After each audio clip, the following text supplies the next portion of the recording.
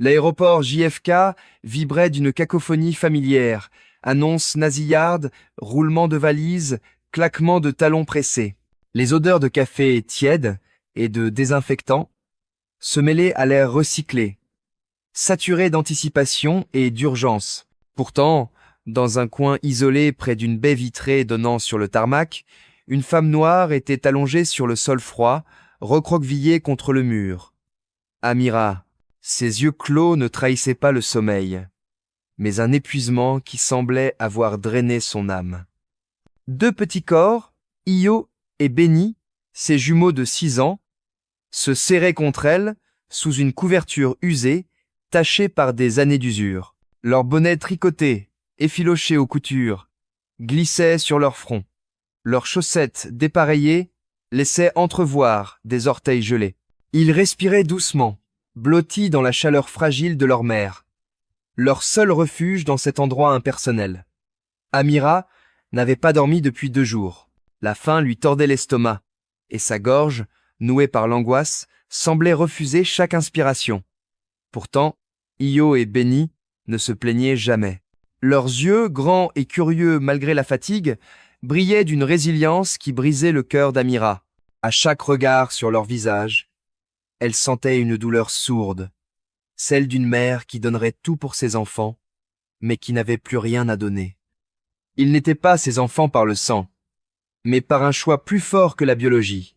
À Nairobi, 7 ans plus tôt, Amira, alors aide-soignante dans une clinique communautaire, avait trouvé les jumeaux abandonnés dans une ruelle, à peine âgés d'1 semaine, enveloppés dans un tissu déchiré. Elle-même luttait pour joindre les 2 bouts, mais elle n'avait pas hésité. L'amour d'abord. Toujours l'amour d'abord. Elle les avait pris dans ses bras, leur promettant une vie meilleure, même si elle ignorait comment tenir cette promesse. Des années plus tard, poussée par le désespoir et l'espoir d'un avenir stable, Amira avait quitté le Kenya pour un emploi de femme de ménage à l'étranger. Elle avait atterri à Manhattan, chez les Langston, une famille blanche d'une richesse presque irréelle. Leur maison, un penthouse aux lignes épurées, était aussi froide que ses occupants. Les sols de marbre scintillaient. Les murs immaculés semblaient repousser toute trace d'humanité. Amira y travaillait sans relâche. Elle frottait, cuisinait, repassait, pliait des serviettes en forme sophistiquée pour des invités qui ne la voyaient jamais. Chaque dollar économisé allait à l'école des jumeaux, à leurs manteaux d'hiver, à leurs crayons de couleur. Monsieur Langston, un homme d'affaires distant, passait devant elle comme si elle était un meuble. Sa femme, Meredith, était différente. Ses paroles, souvent acérées, portaient le poids d'une méfiance constante, comme si Amira, par sa simple existence, était une menace. Puis le drame. Un collier de diamants disparut. Meredith l'accusa immédiatement, ses cris résonnant dans le penthouse. « Voleuse !» hurla-t-elle, sans preuve, sans hésitation. Amira plaida, la voix tremblante, expliquant qu'elle n'avait jamais touché le bijou, mais personne ne l'écouta. Ni Meredith, ni les autres domestiques, ni M. Langston, qui détourna les yeux, comme toujours. Le collier fut retrouvé des semaines plus tard dans la chambre de leur fille adolescente, mais le mal était fait. Amira fut licenciée sur le champ, sans salaire, sans excuse, sans un regard. Humiliée, elle quitta la maison sous une pluie glaciale, serrant Io et Benny contre elle, leurs petites mains agrippant son manteau trempé. Les semaines suivantes furent une descente aux enfers. Amira erra de canapé en canapé chez des amis, dormit dans des refuges où l'odeur d'humidité et de désespoir collait à la peau. Elle postula à des emplois, serveuse, caissière, aide à domicile, mais les portes restaient fermées. Les regards des recruteurs glissaient sur elle, comme si elle n'existait pas. Ses économies, patiemment accumulées, fondirent pour une nuit de soupe chaude ou un billet de bus. Quand elle entendit parler d'un vol bon marché pour Nairobi, elle y vit une lueur d'espoir, un retour à un lieu où elle pourrait repartir de zéro. Elle vendit son alliance, un simple anneau d'argent, pour acheter les billets. Mais à JFK, le vol fut retardé, puis annulé. Sans bon d'hôtel, sans bagages, sans carte de crédit, Amira s'effondra sur le sol de l'aéroport, son corps tremblant d'épuisement. Io et Benny, serrés contre elle, murmuraient. « Ça va, maman.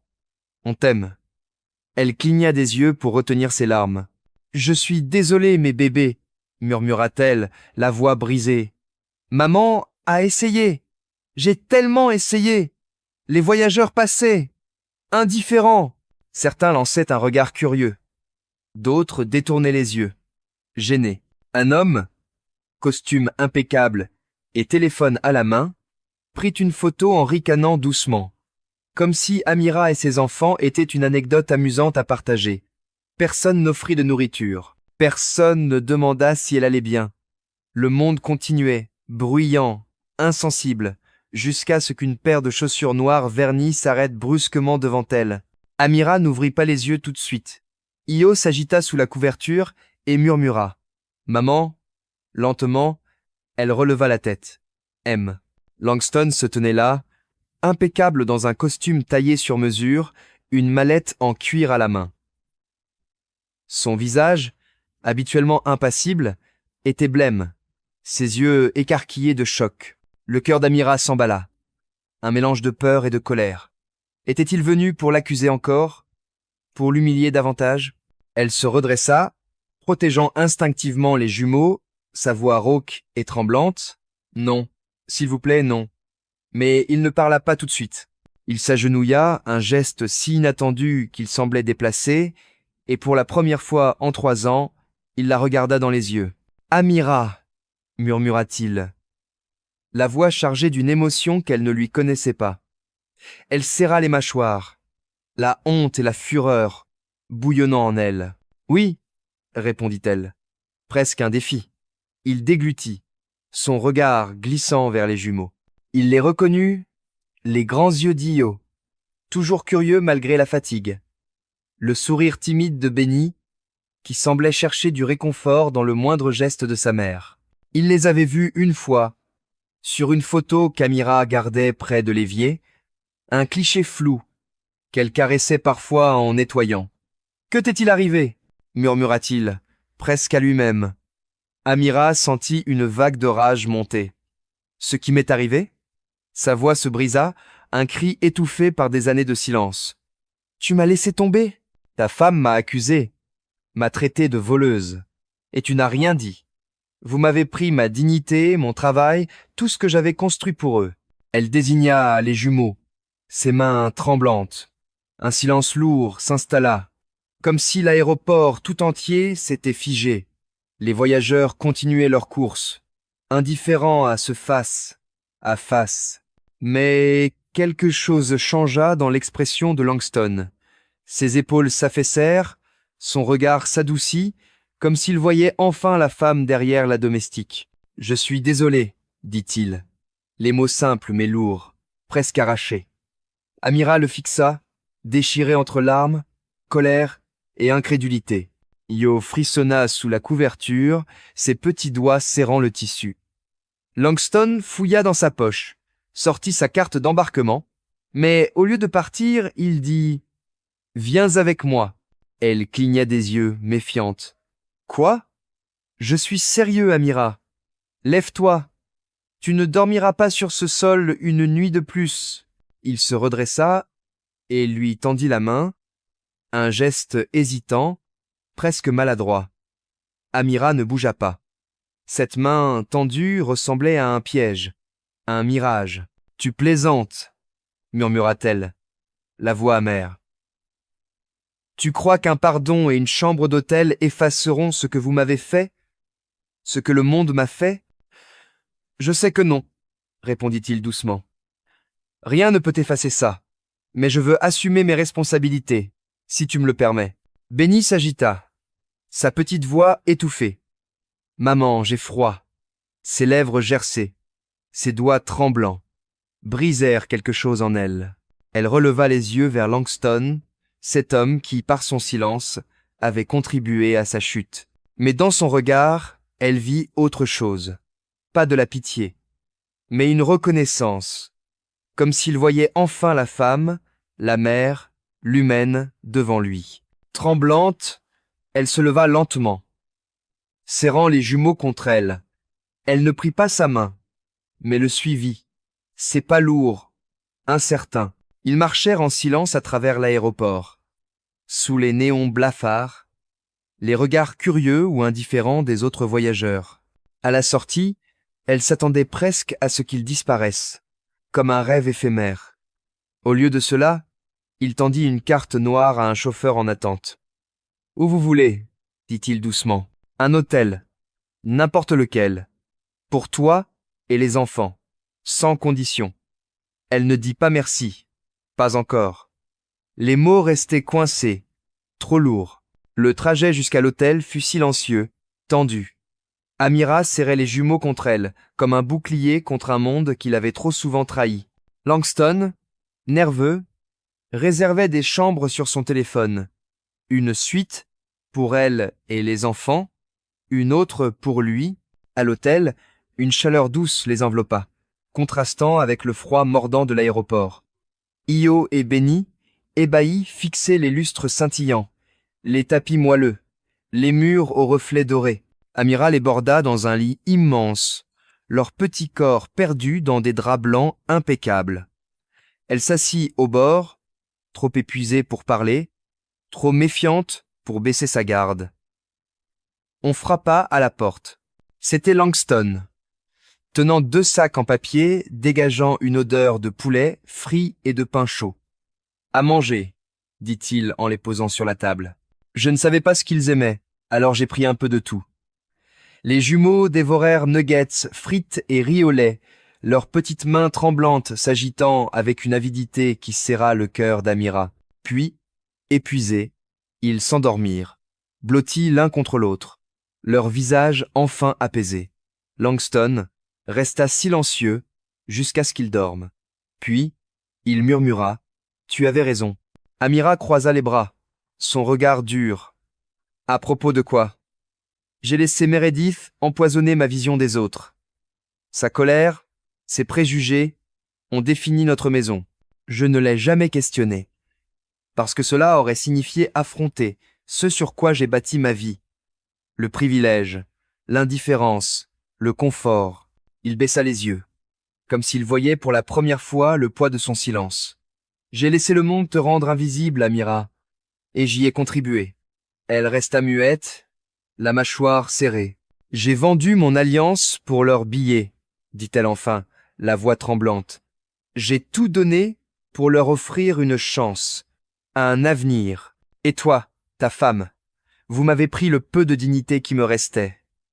J'étais une ombre dans votre maison, une étrangère dans ce pays. »« Tu n'as jamais été une ombre, » répondit-il, la voix basse, mais ferme.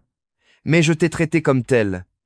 Je le vois maintenant. » Un silence pesant s'installa, chargé de tout ce qui n'avait jamais été dit. Puis il ajouta « Je ne m'attends pas à ce que tu pardonnes, mais j'ai quelque chose pour eux. » Il sortit un dossier épais de sa mallette, des documents fiduciaires détaillant des fonds pour l'école, une assurance maladie, des comptes universitaires, irrévocables. « Rien en retour, dit-il rapidement. C'est ce que j'aurais dû faire il y a longtemps. Tu n'aurais pas dû porter ce fardeau seul. » Amira fixa les papiers, ses doigts effleurant les pages, comme si elles pouvaient disparaître. « Pourquoi maintenant ?» murmura-t-elle, la voix à peine audible. Il regarda les jumeaux, endormis sous des couvertures chaudes, loin du sol glacial de l'aéroport. « Parce que je les ai enfin vus. Et à travers eux, je t'ai vu, toi. » La gorge d'Amira se noua. Des larmes qu'elle avait retenues trop longtemps roulèrent sur ses joues. Elle se détourna, les essuyant d'un geste brusque. « Je ne te pardonne pas, dit-elle, la voix brisée. Pas encore, je comprends. Mais merci de les avoir vus. » Il hocha la tête, un éclat de regret dans les yeux. « Tu peux commencer par aider d'autres personnes comme eux ?» ajouta-t-elle doucement. « Pas seulement avec de l'argent, mais avec ta façon de voir, en écoutant, en reconnaissant. Je le ferai, promit-il. J'ai déjà commencé. » La nuit s'épaissit, enveloppant la suite d'une quiétude fragile. Amira s'adossa au mur, regardant Io et Benny dormir, leur respiration légère comme une promesse de paix. Ses doigts caressaient les documents bien réels, un pont vers un avenir qu'elle n'osait à peine imaginer. Pour la première fois depuis des années, elle expira, un souffle long et tremblant. Non pas parce que tout était réglé, les blessures, les injustices, les luttes restaient, mais parce qu'elle n'était plus invisible. Dans la douce lueur de la suite, un chapitre douloureux se refermait, laissant place à une lueur d'espoir, aussi ténue soit-elle. Si vous avez aimé cette histoire, n'oubliez pas de mettre un j'aime et de cliquer sur le bouton Abonnez-vous pour découvrir d'autres récits émouvants, dramatiques et inattendus. Dites-nous dans les commentaires d'où vous regardez la série. Nous sommes ravis d'avoir de vos nouvelles. À la prochaine, restez bienveillants, curieux et continuez à regarder.